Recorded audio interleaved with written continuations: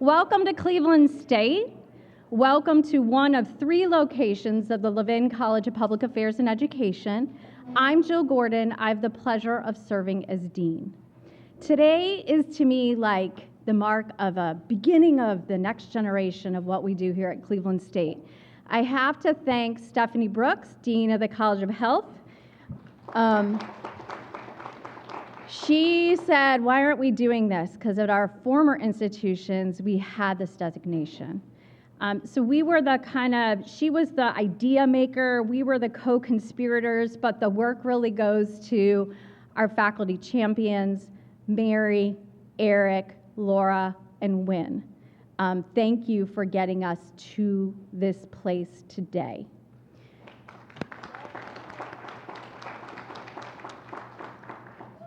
So you are in the Levin College of Public Affairs and Education, and I have to shamelessly, I forgot my props over there, plug that this banner is actually wrong, so we have to replace it.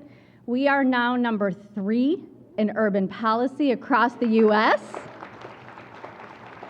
and number 10 in local government management across the U.S.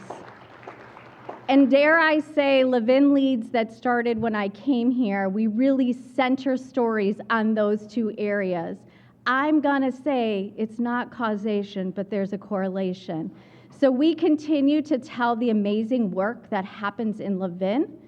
On our news, we update our website weekly, so plug in there, but also if you're not somebody who receives Levin Leads, which is our fall publication, which I have some at my table, make sure you connect with me today, and I'll make sure you get on that list. I also need to say thank you to the amazing teams who continue to work behind the scenes. Make sure I get everybody right. Bob Martell, Bess Antall, Katie Mazanetz, Kara Copeland, Steve Antall, and Kimberly Jones. So thank them for their work today. At this time, it's my pleasure to introduce our president, Dr. Laura Bloomberg. Good morning, everybody. There we go. Let's wake up a little bit. I'm really, really glad to see all of you here today, and I'm so proud that we're here recognizing and commemorating this important designation. I have a couple of things to say that are a little personal about why I feel quite strongly about this, not least of which this is the year that I turned 65, so it's kind of on my mind, this sort of age-friendly environment. And I thought about it when I was shopping this weekend and bemoaning the, this is too much information, this is the president oversharing, just so you know, the size on the clothing rack that I was looking at. And I was like, that's not the number that I used to shop for. And they said, well, size is just a number. And I thought, usually I just hear that about age. So now I've got age and size is just a number, people, just a number. I'm thinking about that this morning. But seriously, I'm looking at this that's in front of you, and the statement, create a vibrant, inclusive, and sustainable learning and work environment that benefits age-diverse students, faculty, and staff on your campus, seems central to what we should be doing if we want to be a true learning environment. We can talk about things like the benefit and the strategic wisdom of doing this as we think about demographic shifts and what has been, we have come to call the enrollment cliff, but more importantly than that, we're not a really great learning community unless we're learning across so many differences that we have, including ways of knowing, the generations that shaped us, the worldviews that shaped us. When we create that level of diversity of thought, we have a true learning community. I want to share with you an image of somebody who's absolutely shaped my world as a professional and just as a human being. A man whose name is Tom Swain, and Tom died in March of 2024, so a little over 2 years ago. Tom was my mentor for at least 20 years in Minnesota. He always was a second. He was a lieutenant governor in the 40s. He has been a senior vice president of a massive insurance company. He was a vice president 3 different times at the University of Minnesota and never wanted the top job. That's not my point, but it's an interesting thing. His vision for his work was to help other people to thrive. And he became my mentor in a way that was the greatest gift I could imagine. And when Tom was, no joke, 95 years old, he said, "I have something very important to ask you. Would you deliver the eulogy at my funeral?" And you know, when somebody's 95, you don't say, "Well, you're going to live forever, Tom. It's too early to talk about that." So I didn't say that. I said, "It would be my incomparable honor." And when I said that, he said, "Good, next time we get together for lunch, bring a notebook, because there's things I'm going to want you to say." He really did do that. I have that notebook to this day. I carried it for 8 years before Tom passed. Tom died at the beautiful age of 103. And he was taking a class at the University of Minnesota the semester he died. I just think that that is the most beautiful thing. Now, we're not talking about, I don't think there's many 103-year-olds in the audience today, but he would say age is just a number. And he would say, I get something out of every class. He never stopped taking classes, sometimes in horticulture, sometimes in world religions, sometimes in political science, and sometimes in music appreciation. And he said, I give and I get every place I am on the university campus. And I truly believe that. He's kind of an awesome guy. If you ever are interested, don't do it right now, but Google Tom Swain, Minnesota. You'll see there's books written about him. He was a remarkable human being. Anyway, he and I shared a love of a quote that some of my colleagues here are going to roll their eyes because they've heard me invoke it so many times, but to me it's so powerful, and it goes right to the heart of why you're all gathered here today. It's a quote by Eric Hoffer, the philosopher who died in the middle of the last century. He said, in times of great change, it is the learners who inherit the future. It is the learned, or those who think they know everything and have nothing else to learn, who find themselves beautifully equipped to inherit a planet that no longer exists. And sometimes he would say to inherit a future that no longer exists. In times of great change, it is the learners who inherit the future.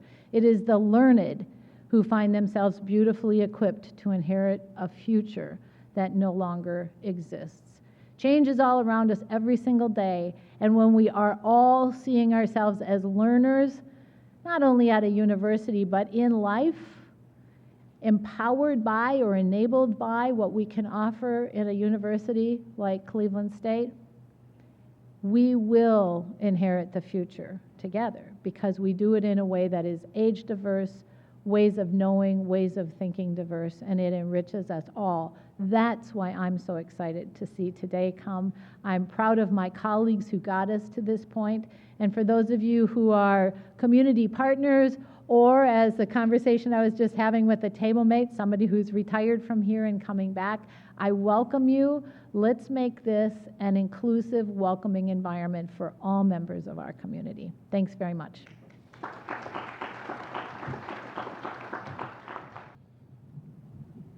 All right, good morning, everybody. I would also like to welcome you all to this very, hopefully kind of a catalyst event to promote our age-inclusive practices, not just at the university, but how we leverage our connections to our broader community, both near and far.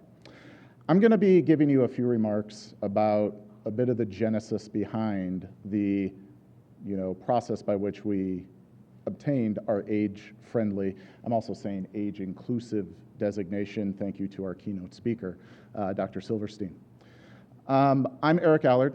I'm an associate professor and chair of the Department of Psychology here at Cleveland State, and I am one of our co-champions for our age-friendly designation, and I've been intimately involved through all stages of the process of obtaining this designation, but then also for forging events like this as a way to set the tone for us to continue to engage in this work. I want to start with a little story, though, from a couple of years ago. Institutions like to roll out many different types of master plans, strategic initiatives, and I've seen my fair share in the 12 years that I've been here at CSU. But one that I want to highlight is one that started to get rolled out about 3 years ago. It was a very aspirational, we called it the CSU Master Plan. And the goal of this plan was to be aspirationally mindful of how we can make CSU a very significant 21st century urban researched university.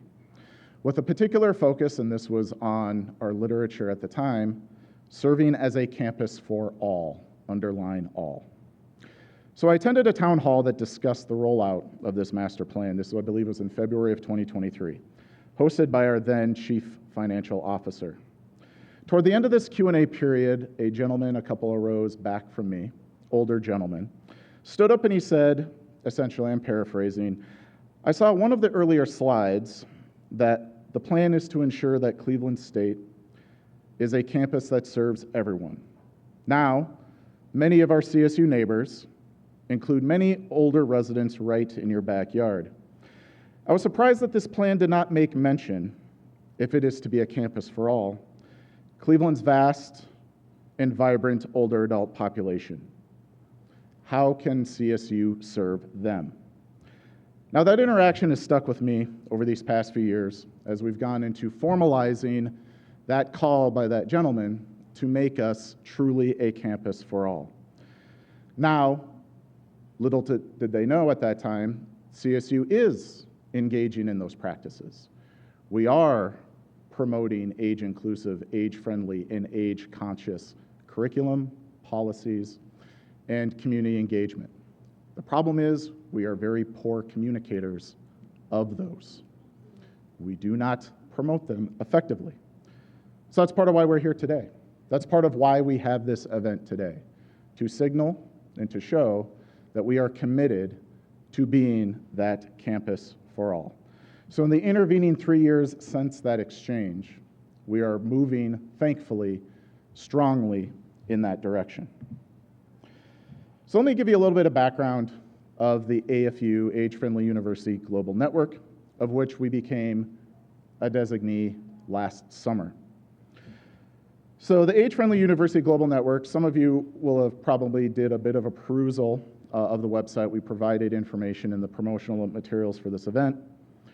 But essentially, the AFU Global Network is a network or consortium of institutions of higher education that have made a commitment to performing healthy and adaptive aging with a special emphasis on enhancing the lives of older adults worldwide through specific programs and activities that are uniquely offered by colleges and universities, and that we have formally endorsed core principles of the organization's mission.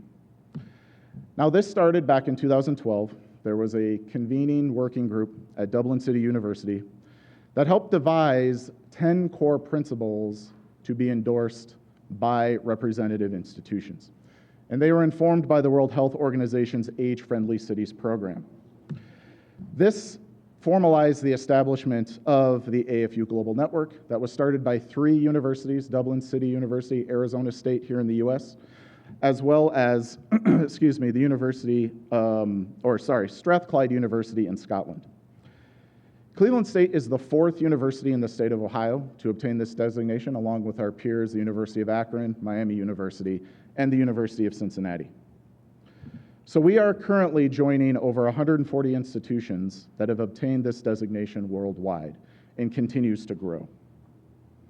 Now, as was alluded to by Jill just a moment ago in terms of how this catalyzed, so yes, major shout out to Dean Stephanie Brooks for helping to kind of light a fire under us to convene that working group. A handful of us, including our co-champions that were listed a little bit ago, went through the back end of 2024 and the early part of 2025 to develop our application to obtain this designation. And part of that application is to demonstrate the endorsement of some of these core principles and to provide evidence for them. So that's what I'm going to show you right now. So here's a listing of the 10 core principles of the Age-Friendly Global Network. Now, a core tenet of this network is to find ways in which we as a campus are upholding, promoting, and exemplifying some, if not all, of these principles. Now, some of the activities that I'll be sharing with you today obviously have some overlap with more than one principle, and not all of the principles that I'm going to be highlighting are ones that we are actively engaged in, because we are. Okay? For instance, if we look at number 10, ensuring regular dialogue with organizations representing the aging population. We are doing that literally right now. So kudos for us modeling that particular principle. But I'm going to highlight 4 in particular here. Okay? Principles 2, 4, 7, and 8, and what some of the programming, policies, and activities that we have on offer that exemplify some of this work. Promoting personal and career development, especially during the second half of life, especially as it pertains to encouraging and advancing the opportunity for second careers for many of our residents within our region. This principle also interfaces nicely with the first principle, making the university accessible in all its programming to individuals of all ages, as well as credentialing educational opportunities for those folks. So a handful, see, we're already getting excited here about how we are adhering to these principles. Hyper shout out there. I want to give a particular note to our Project 60. For those of you not familiar with Project 60, this is a program that we have that's been around for several years, maybe even decades, that enables any Ohio resident age 60 or older to enroll in CSU courses that are offered to degree-seeking students that are taken tuition-free, so basically on an audit basis, assuming space is available. Now, while these courses and course opportunities do not lead to a formal degree, we treat our Project 60 students like any other student.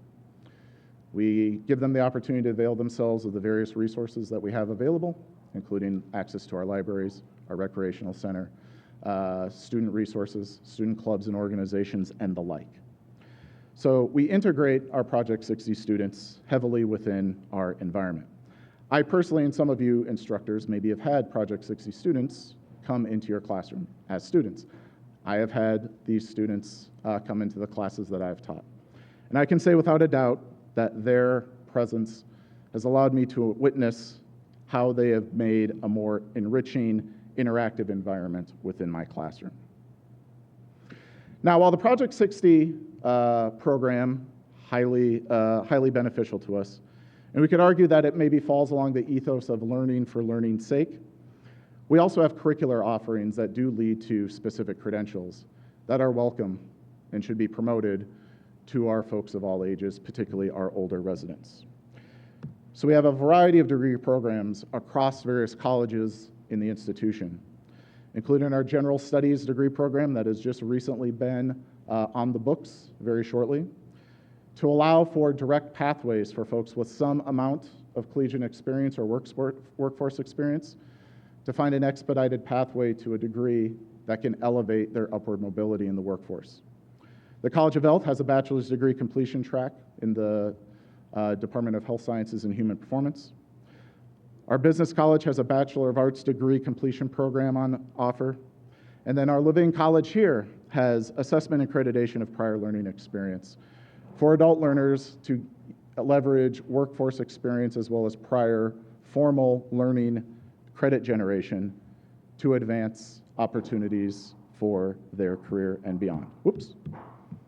And then lastly, our Division of Continuing and Extended Education has non-degree but formal credentialing opportunities for people to engage in activities, workshops, and classes that help elevate a variety of skill sets that make them more workforce ready.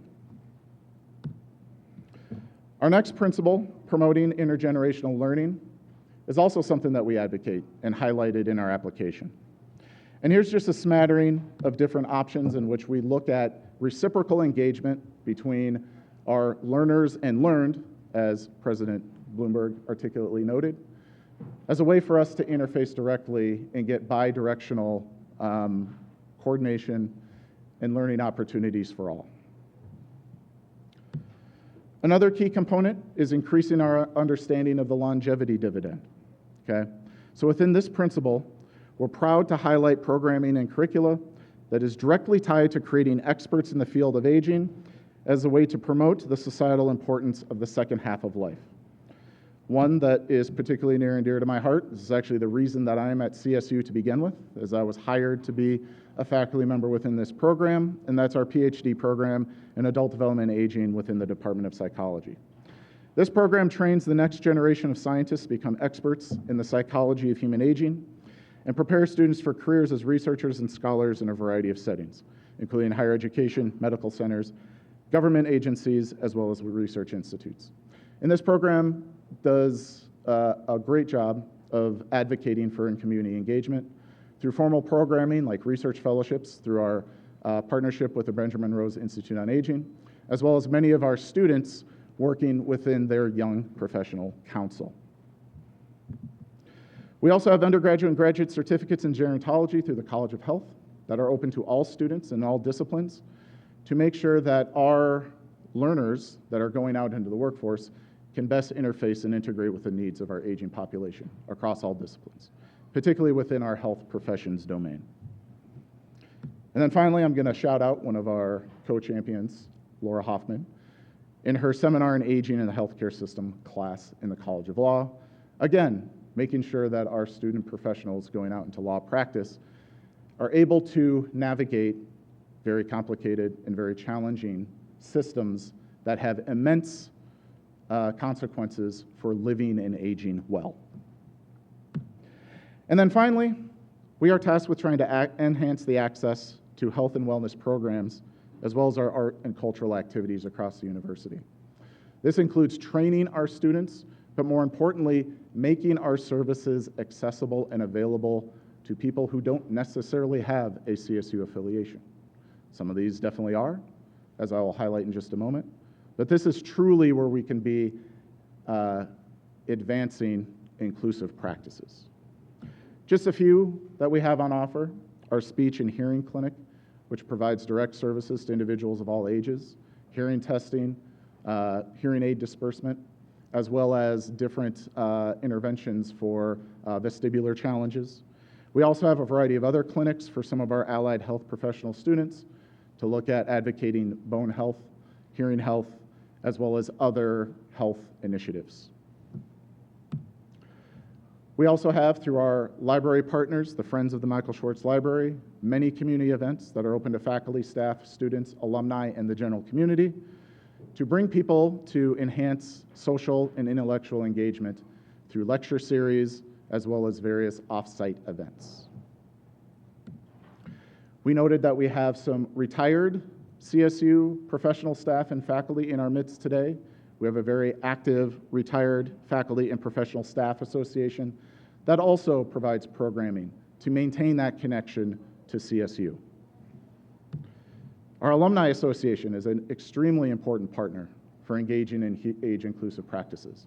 And I want to give a special shout out to our Alumni Association and Office of Advancement representatives who helped to put on this event today.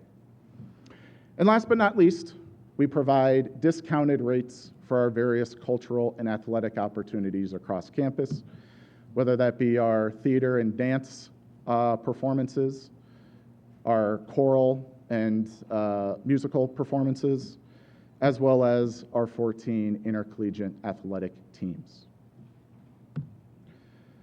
So now this is a snapshot of our age-friendly and inclusive practices in action, with much room to expand and refine. Now, as we progress through today's program, you will no doubt learn about ways in which we can elevate not only our established programs and activities, but create new opportunities for collaborative work, not just within the institution, but with our community partners, so that we can provide the utmost service to our aging population. This forum can be a coordinated step in highlighting opportunity, not challenges, opportunity. And as you learn more about the AFU in action across the global university network from our keynote speaker, Dr. Silverstein, and the age-inclusive work that's happening in our community with our esteemed panelists, I hope you're going to be able to come away with a more emboldened sense of the work we can do. Now, with that said, I will turn it over to my colleague and fellow AFU co-champion, Mary Milidonis, who will introduce today's keynote speaker. Hi, my name is Mary Milidonis. I'm the Director of Gerontology Certificates here at Cleveland State University, and I want to first thank everybody from leadership that it's here today, faculty and students. I really appreciate your support of looking at what we can do for age inclusivity at Cleveland State University. It's my great pleasure to introduce this morning Dr. Nina Silverstein. I was really thrilled when we were at Gerontological Society of America meeting, and I approached her, and she said, yes, I'll do that. So I'm really grateful that you're here today. So Dr. Silverstein is Professor Emeriti of Gerontology at the University of Boston. Dr. Silverstein earned her PhD from the Florence Heller Graduate School for Advanced Studies in Social Welfare at Brandeis University. And over the course of her career, Dr. Silverstein has made seminal contributions in the fields of gerontology, dementia care, transportation, mobility, age-inclusive communities, as well as peer-reviewed publications, books, book chapters, research reports, and national presentations. You may be familiar with her widely cited work on transportation and aging, including her book Introduction to Senior Transportation, as well as her award-winning text, Dementia and Wandering Behavior, Concern for the Lost Elder, which was named an American Journal of Nursing Book of the Year. Dr. Silverstein has had national leadership responsibilities in gerontological education. She has played a pivotal role in shaping age-friendly inclusivity movement and conducting multi-institutional assessments, developing the age-friendly inventory and campus climate survey, and advising universities across the United States and internationally on how to create more inclusive, accessible learning environments for students of all ages. Her leadership extends beyond the university. Dr. Silverstein, as the president of the Association of Gerontology in Higher Education, is a GSA fellow and has advised federal and state agencies, including the U.S. Department of Transportation, the Alzheimer's Association, and AARP. So we're honored to welcome today and look forward to learning more about her experience and thoughtful scholarship and her enduring commitment to advancing age-friendly and inclusivity universities. Dr. Silverstein, thank you so much. Well, thank you, Mary. Good morning, everyone. Good morning. Oh, good. I was going to have you stand up, shake, but you'll probably do that after my presentation. It's great to be in sunny Cleveland. And it's great to be here at Cleveland State University, where just arriving yesterday afternoon with a wonderful dinner with your dean and faculty and a breakfast with your faculty, and being able to talk to many of you in the audience already, I have learned, I've been learning so much. So I would say that Cleveland State University is already in great shape. You're just so well positioned. But I'm with Eric in saying that you're doing so much, but you don't want it to be the best kept secret, okay? And how do you make those connections? How do we speak the language and connect with the communities, connect with each other, so that you could just bring us to a whole new level? I want to say that don't take notes. I want you to just kind of sit back and just kind of listen for, is there one thread? Is there something that's useful from this presentation that I can take back with me? You have a handout there, and if you need to, refer back to it, I think pretty much what I'm saying is going to be encapsulated in that handout, and I will refer to it as I'm going through the presentation. But I just want you to, this is not, well, is this an academic exercise? I hope it's more than an academic exercise. So, with that, I'd like to first acknowledge that I'm very much a collaborative learner in my research and professional practice. I really like working with people. And our research team, which I'm realizing that there's so many connections to your faculty here already, my colleagues Joanne Montepar, Susan Cross-Whitbourne, and Lauren Marshall, we have been meeting together weekly, and actually this is probably a positive thing after COVID, since 2018. So 2018 we were meeting in person. After COVID we've been meeting virtually. we have been able to maintain a weekly meeting, an hour-and-a-half meeting every Thursday morning, where we have been really, now I guess the word would be stackable, because we have been starting with this concept, and we have been building on it through our research, as I said, since 2018. Now, at that time, I was still full professor at UMass Boston. In 2023, I became an emeritus professor at UMass Boston. But I think we're kind of like breaking ground. We're a new territory here in terms of how do you relate to emeriti faculty. I don't think that the university really realizes that, I brought in 2 grants, since 2 or 3 grants actually, since I formally retired from the university. And they had no problems, allowing me to do that through our Gerontology Institute, our research arm. I've also been able to support, graduate students that way. And, I thought, well, gee, is IRB going to have, Institutional Review Board, will they have a problem with my submitting as an emeritus professor? And somehow, maybe they just don't maybe the policy isn't in there that I can't do it. But I mean, somehow it hasn't caught up with them that an emeritus professor, and I'm very upfront about that, is submitted for research. And actually, our law professor over here, you'll have to check and see, is that technically allowed? But please don't let UMass Boston know that. So the other thing, so I am now emeritus. Joanne Montepar, a psychologist from LaSalle University. And LaSalle University, if you haven't heard, how many people have heard of LaSalle University? LaSalle Village. LaSalle Village is housing that's on the campus of LaSalle University. It's in Newton, Massachusetts. They had to go through their zoning when it was established to say that as a criteria for living in this housing, you have to be connected with the university. You have to do some, and it's actually, I believe it's a continuing care retirement community, that there is skilled nursing as well on there. So even, I mean, it's like they find ways that whether or not you are volunteering, you're taking for credit, you're incorporated in the curriculum. I know that there was a forensic psychologist who would have older adults do the scenarios, present the scenarios to the students, for them, and they really love being part of that, whether or not you're mentoring or tutoring and stuff. So anyway, it's a really neat model. That's not what I'm talking about today, but it's just so cool that you should be aware of that. The other thing, actually, so Aaron Geist, who's now the Secretariat for the Age-Friendly University Global Network, he's at the University of Arizona. Arizona State? Arizona State, okay, University. And on their campus, they have Marabella, which is also a housing for older adults that are also integrated to their university life and everything.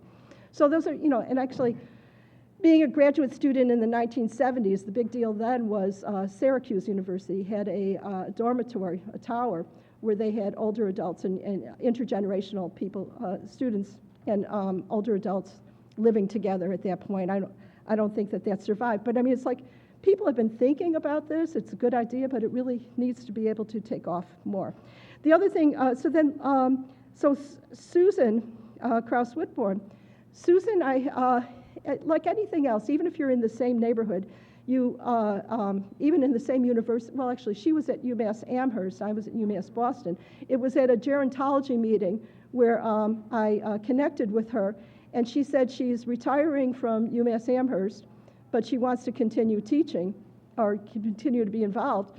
And so now she's been teaching since 2018 at UMass Boston a mental health and aging class, and they're thrilled to have her. So Susan Kraus-Whitbourne, and then Lauren Marshall-Bowen, she is an English professor, and this is what I love. She is the only one now who's full-time at the university. But she is an English professor, and it is fabulous that we have this psychologist, the English professor, myself as a gerontologist with a degree in social welfare policy, specialization in aging, and these conversations we have on a weekly basis are terrific. So nothing really has happened that I'm going to share with you today that hasn't been out of this collaborative spirit. I want to give special thanks to Professor Eric Allard and Mary Milidonis for providing specific data to Cleveland State University. If it's incorrect, it's not my fault. That's what they passed on to me. Okay, but it was great because whatever I say, I want you to be able to connect here. Okay, how does this relate to you? And then, of course, it's even though there are funders listed, and we've been fortunate through RRF Foundation for Aging, which is formerly had been the Retirement Research Foundation, and most recently now Next 50 Foundation, which is out of Colorado, that is funding our current research. But it's not about having funding. I mean, you have an idea, incorporate it in your class, have your students involved in it, give an independent study to a graduate student, get those ideas going, continue your conversations. The funding, do pilots, take advantage of seed funding from your institution. Your deans who are in the audience, certainly I believe would support you in that. Try to be interdisciplinary, but get those ideas going. I let Dean Brooks know last night that I refer to this as my Tom Sawyer approach. I'm having a good time, come join me, and it's amazing. That's how I got, Susan Krause-Whitborn was just passing I always I had left my office door open, ajar. She passed by, I brought her in, and she said, sure, that she'll be involved with me. So it's like, how do you get those conversations going? All right, so first, I want to have Laura and Eric and Mary, and I don't know if Wynn is here in the audience, the 4 co-champions for getting this movement going. I want you to stand up. I want people to see who you are, and let's congratulate you again.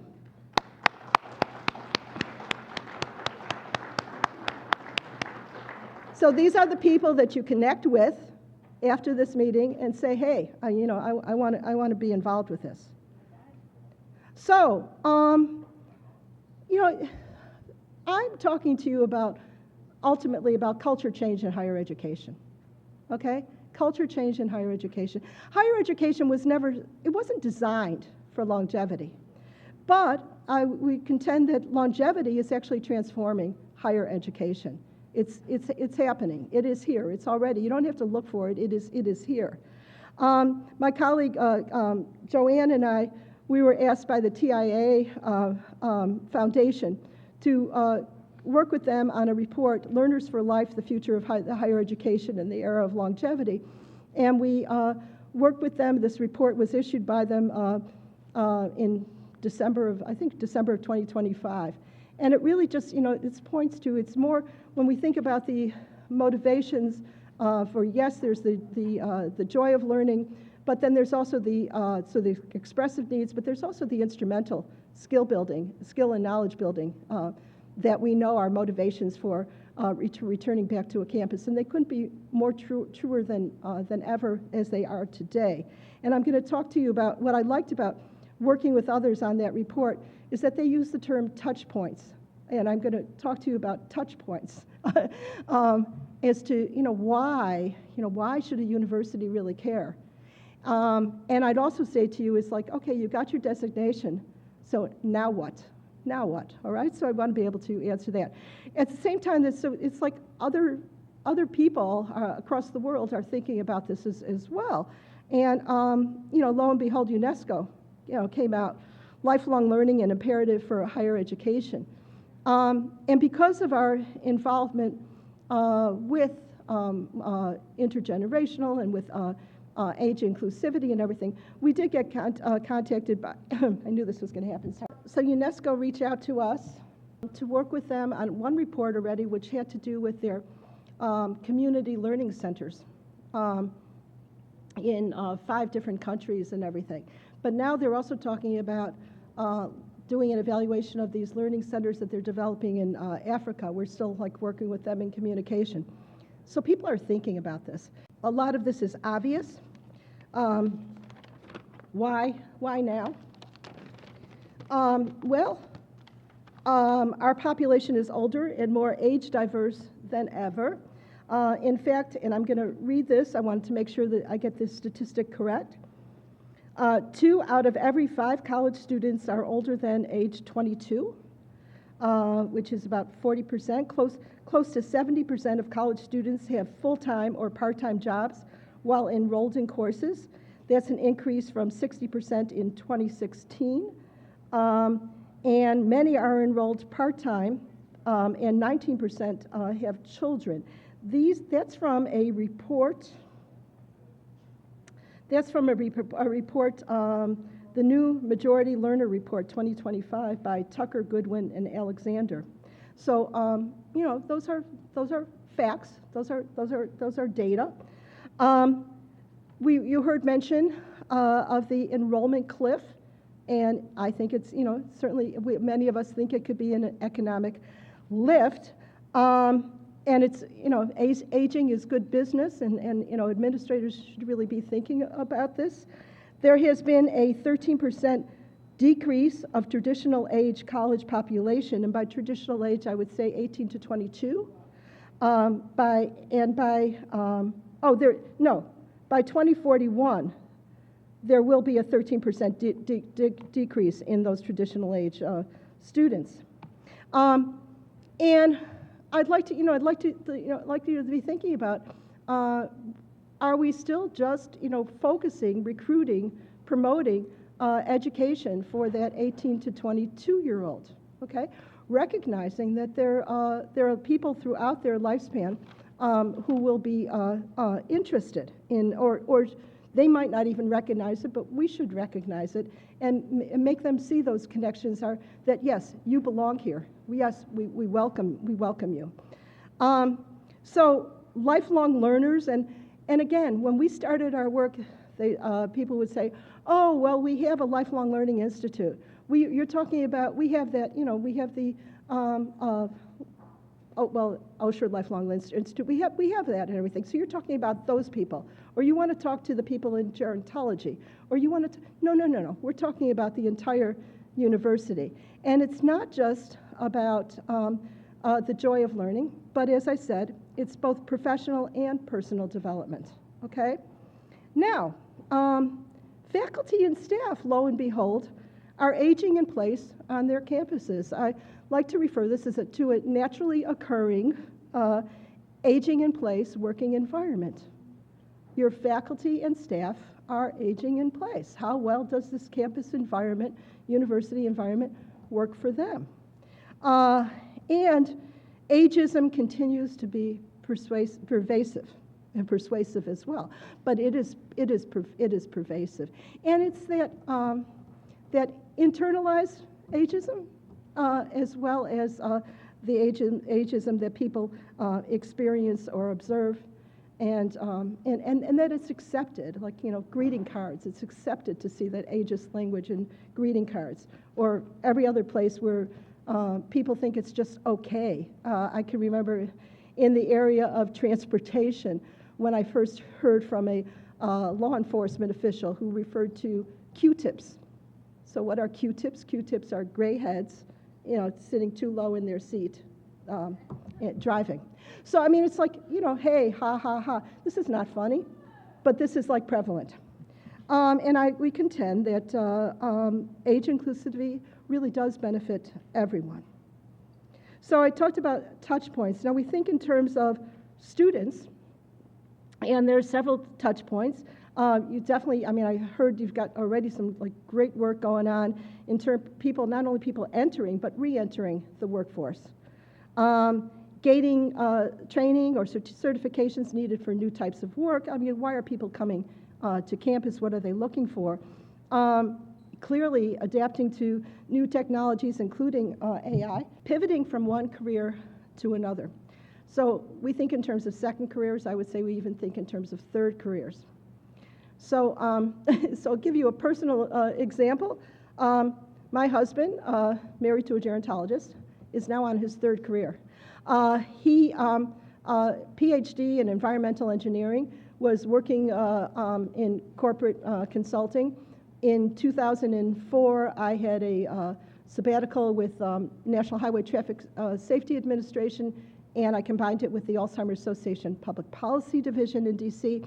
He at that time got an AAS, whatever that science fellowship is, AAAS, could it be, maybe?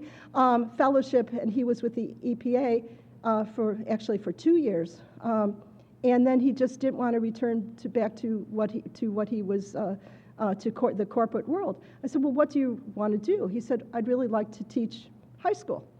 I said, go for it. So he had then taught high school for chemistry and environmental science for 15 years, then retired for 1 year, couldn't stand it, and he is now teaching chemistry at a community college. So yeah, and chronologically, Erwin is 77. So, and he absolutely, he loves it. So I'm just saying, it's like, that's how I would suggest that this is a healthy way of being able to think about it. I also have coined the term preferment. I'm not in retirement, I am in preferment. I pick and choose what I prefer to do. As an academic, it's a privilege that, I'm able to do that. But I think it's, it's fine. It's like, it's none of this, like, are you still driving? Are you still working? Are you, it's like how we speak, how we communicate. Retiring from full-time employment to self-employment or a new career. Maintaining active campus relationships as alumni. This is all still just talking about students. But I want to suggest to you that there are touch points relative to faculty and also to staff. And yes, faculty and staff find themselves re-entering, academia or professional roles, pursuing advanced credentialing, the same kind of things. But also the idea of evolving career roles or pivoting across campus roles. How well do we enable that, facilitate that for our staff? Flexible workloads in light of life transitions, and I think this applies both to students but also to faculty and staff.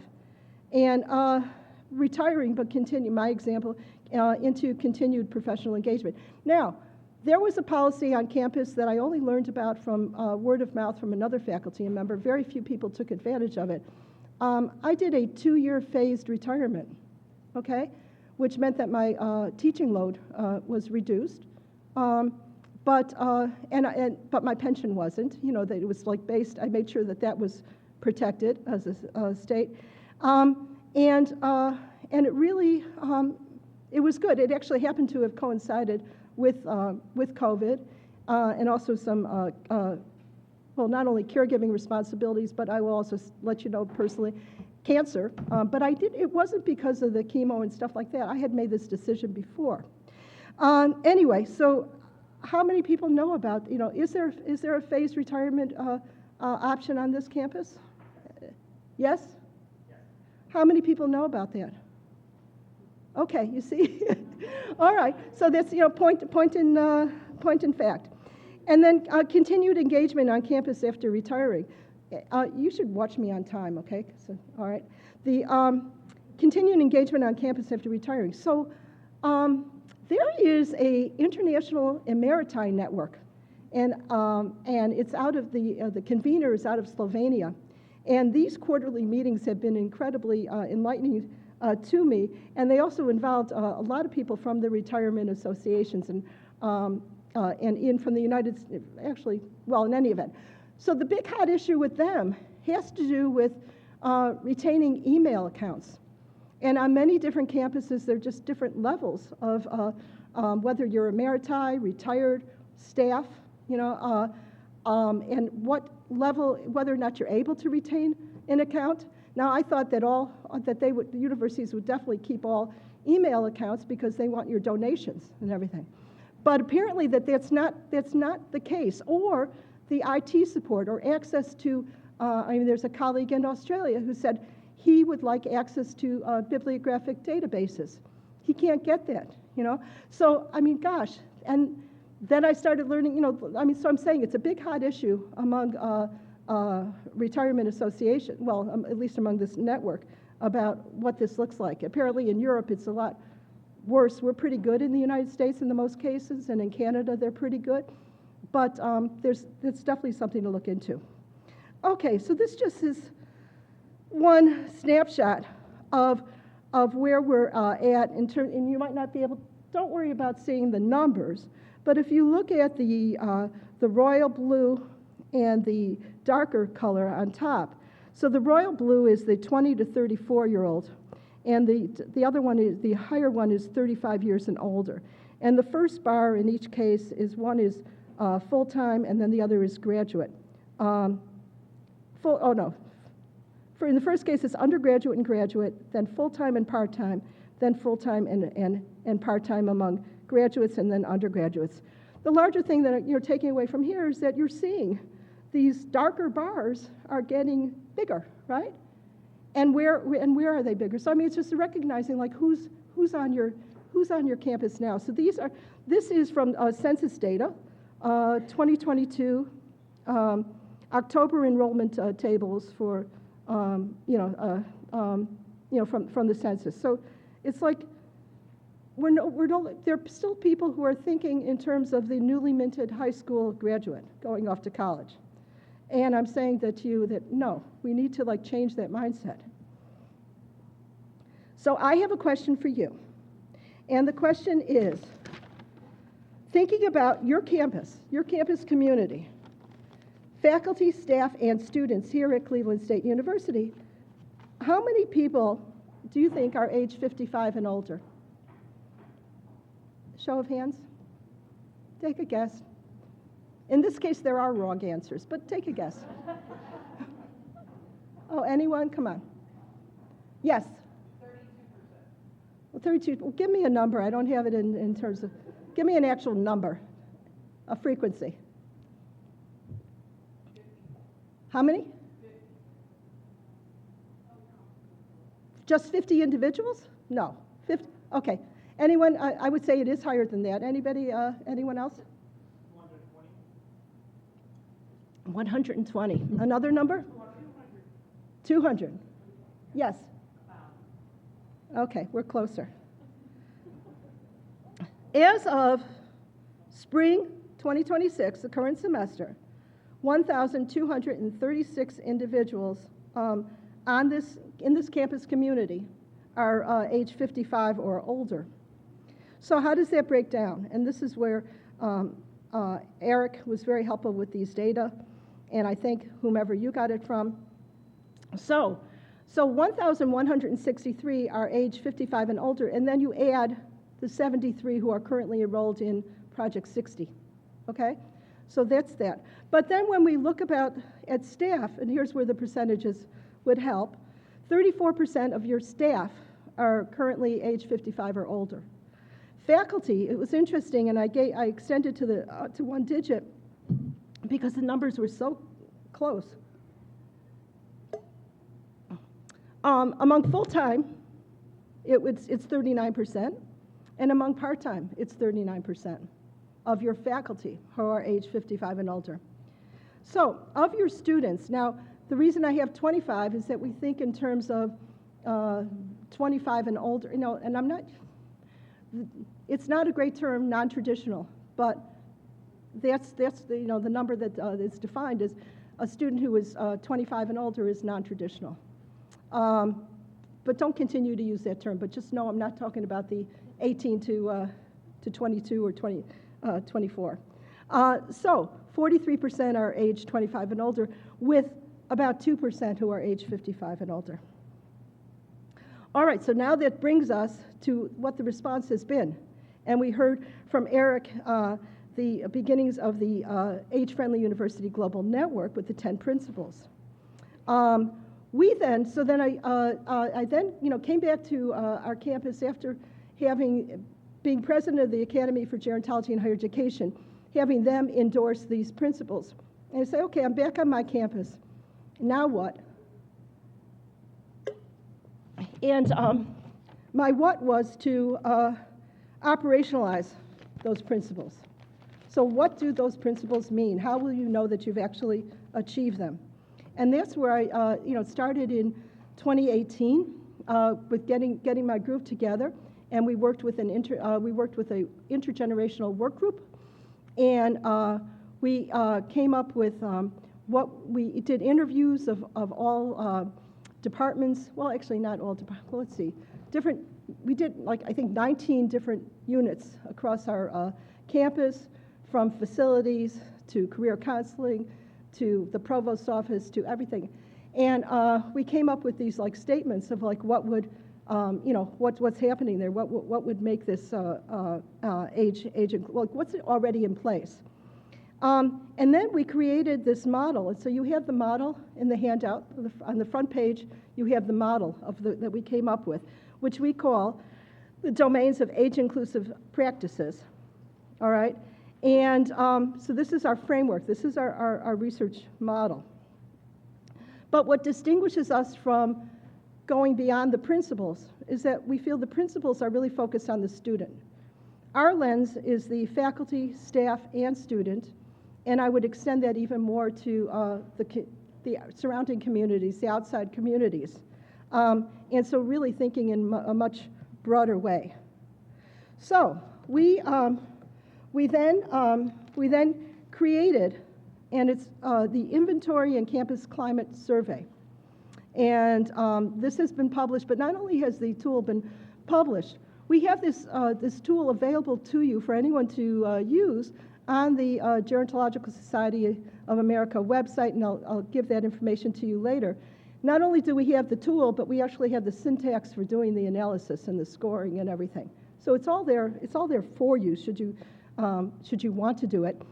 So the inventory identifies the age-friendly practices across those 7 domains. The Campus Climate Survey that we did, which was an electronic survey, assesses the perceptions of those practices by students, faculty, and staff. So it's like the administrator, director saying, we have this on campus, and then you have the population on campus. Is there a match? Do they know that it exists? Do they think it exists and it doesn't exist? Do they think it doesn't exist and it does? So it's like that match. So we, with funding, so we first piloted, and this is where the seed grant from the, internally from the dean worked out well. We had a seed grant to first pilot our instrument on our 5-campus system plus medical school at the University of Massachusetts. And then from there, we got funding from RRF, Foundation for Aging. And we did a national survey of 23 campuses who were one of the earliest campuses to be age-friendly university. At that time, I think there were only 30 in the United States, okay? And we had to do this, we had a champion on each campus that got a stipend for data collection. They gave us to get our data. And we also promised them a confidential report, for their campus. So we did 23 40-page reports, just for their campus on the results of their survey. And so we ultimately, we had, we had a pretty good response rate there. And at this point, understanding, as I said, that universities didn't set out to be age inclusive, right? And I'm really big about you don't evaluate someone on something when their outcomes that was never what they're intended. So in the study, what we wanted to do was to take the pulse. We wanted to benchmark. And so these are the data from the inventory, what the administrators and directors said. And these are based on 23 campuses. And so you could see in our 7 domains where they said they were doing. Not surprisingly, physical environment, because of external, like the Americans for Disability Act, there was an external accountability. So we weren't surprised at all that. But this is where you see that, we're already doing a lot. Now, then the critical thing was the match. So here's what happened with the match. And as you could see, in this case, blue is the faculty. Oh gosh, 5 minutes? All right. Maybe you'll share these slides with people if they want them. But you could just get this thing that the large story is that, no, there wasn't a great cohesion between what they said they had and what the people thought they had. Okay, so several focus groups and a Delphi panel later. And here's our model that you actually have on the handout, just as you see here. We then got another grant to come up with evidence-based strategies, and those evidence-based strategies are what you have on the other side of your handout. And so clearly there were three, and the Delphi panel were all high-level administrators and provosts and presidents and everything. So so the three large ones were to raise awareness, inform about age bias, and to do assessment. Assessment is really important. I want to jump because you do have this on your handout. We had looked at three of the domains: teaching and learning, student affairs, and personnel. So this is an important slide. The importance of this is that what strategies are going to work on your campus? Well, we had our Delphi panel do two rounds. The second one was like, and we started off with about 1,000 strategies that were recommended through our focus groups and everything else. For the Delphi panel, in the first case, we gave them 53 that were most frequently mentioned among these thousands, and from there they then got to 23 in their final recommendation, and those are 23 strategies that you have on the backside of your handout. But this is what we asked them: is it a priority? Is it impactful? Is it feasible, and how likely are these going to happen? So the idea was not only to be transformative, but to be actionable. So lo and behold, only 4 strategies met all criteria, and none in the area of teaching and learning. Now, that was interesting to us, but what they said, and they're open-ended, was that, oh, that's under the faculty, domain. That's for faculty to work on. That's not part of, our decisions. But I would suggest to you that, yes, administrators have a role in incentivizing faculty to adopt some of these. The four were that they all agreed on, that met all 4 criteria. Bias training, to add implicit age bias sensitivity to the training of search committees, both in hiring, but also in promotion. And in promotion, to provide opportunities for internal candidates to apply for higher level staff positions. We heard from a lot of staff who said, I end up training the people that they hired for my job or job that I know I can do. I end up training those people. So it's like, how do you work with your staff there? Student affairs, to be more flexible in terms of scheduling. Recruitment, this is a biggie, and it's so there for you. And you see my image there is like, I say, start with the low-hanging fruit. Low-hanging fruit. This is something everyone would understand. Look at your marketing materials. What are the images that you see there? Are you only seeing this traditional 18 to 22-year-old? Are you seeing more about, everything that Eric was talking about, is any of that reflected in the images that, of your campus? Okay, this slide, just from your application for your age-friendly university designation, I saw that, gosh, you're already hitting a lot, and from Eric's remarks earlier, you're hitting, so much more. There's so many examples of what you're doing. Now, the critical thing here is probably the QR code, okay? But this QR code is going to repeat, so let me go to the next one. This is pretty cool. It's brand new. It's a quick start guide. And what is that? What? Sorry.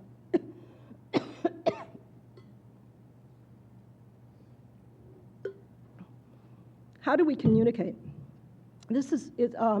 So just to give you an example, to talk about. Instead to try something like, instead of like saying, oh, older people can't do technology, try something like, I know some of the older students are not as to not use language like, I know that older students are not computer literate and find digital platform challenging. Use more age-inclusive kind of language that some of thinking about anybody who might need help.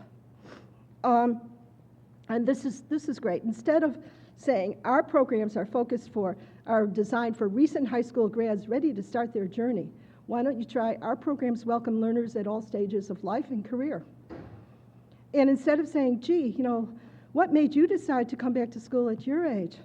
Do something like, what inspired you to pursue your education at this time? Just think about, the weight, the importance of language. instead of your job applications, looking for a cultural fit with a young, dynamic team or seasoned employees or veteran employees, say all applicants instead of young professionals or early career scholars. Okay, so this is the QR code that I'd like you to try to get to. And all the resources, including our tools and everything, are on this QR code. This is a newsletter that I hope the champions will be very much aware of. This is coming from the Age Inclusivity in Higher Education interest group and work group from the Gerontological Society of America. That's a title of a symposium that I did at GSA last year, Don't Study Us Without Us, and people from disability world would recognize that. Creating age-inclusive strategies in our domains. Okay, this is a project that I'm doing right now, whereas it's a different QR code, but let me tell you just quickly. In the first research I was telling you about strategies that you have there, we looked at 3 of our domains. In this current research, with funding now from Next 50, we are looking at outreach and engagement, services and resources, and physical environment. And we're going to be doing 18 focus groups that are all scheduled in May. We're real good with our faculty. We wanted 144 people. We're doing pretty well. We're really good with our faculty and staff and administrators. We could use a few more students age 25 and older, or if they're interested in participating in these focus groups, and also some community leaders would be, and older adult community members. So if any of that is interesting to you, this is a different QR code that takes you to the link to inquire about that. Okay?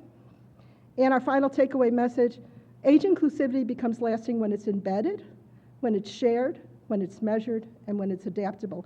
And consider all of this when you're working on your next strategic plan for your campus. Thank you.